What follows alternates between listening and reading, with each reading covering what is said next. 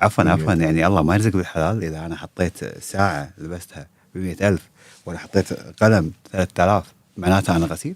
محمد المظفر شاب كويتي حاصل على شهادة ماجستير بعلم النفس الجنائي، وفجأة صار مشهور بالتيك توك والإنستغرام. في هذه المنصات كان يعطي نصائح قانونية ويتكلم عن حياته وعن المشتريات الفخمة، وكان دائما يقول أنه جمع ثروة كبيرة خلال 4 سنين. الأملاك هذه كلها ترى أنا سويتها ب4 سنين. وكم كان رأس مالي؟ 5 دنانير. وكان يحب يعرض ساعات غالية ومكتب فخم وأسلوب حياة ما طبيعية. كنت ساعتي ب200,000. إيه من الفلوس اللي خذيتهم من هذه ب200,000 أكثر. أنا قلت 200,000 بس عشان تنصدم. وبعض الناس قالوا أن اللي استعرض محمد فوق الطبيعي، وطبعا في ناس قالت من وين له الفلوس في هذه الفترة القصيرة.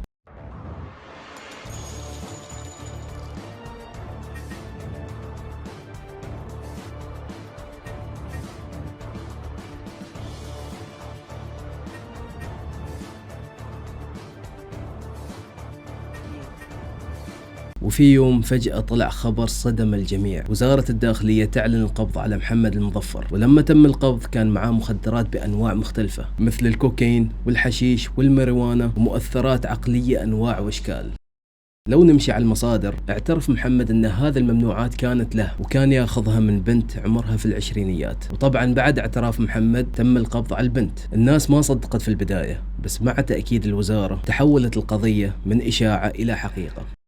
كل اللي كان يمدحه صار ينتقده، واللي كان يسأله عن القانون الحين صاروا يسألونه إذا محتاج استشارة قانونية بلغنا. قبل لا ينمسك طلع محمد بلقاء وقال إني مظلوم والناس كلها تروج عني إشاعات. بس الحين السؤال يطرح نفسه، هل الإشاعات كانت صحيحة من البداية؟ لو نرجع شوي، إذا محمد ما صور نمط حياته وما تكلم عن الثروة اللي جمعها خلال 4 سنين، كان ما حد درى عنه وما حد بحث عنه وما وصل إلى هذه النتيجة. الحياة اللي نعيشها على السوشيال ميديا ما دائما تعكس الحقيقة. على العموم التحقيقات للحين ما انتهت، ومصير محمد للحين مجهول. اكتبوا لنا في التعليقات ايش رايكم، هل فعلا محمد كان ضحية ولا متورط؟ لا تنسوا اللايك والاشتراك، انتظروا الجديد.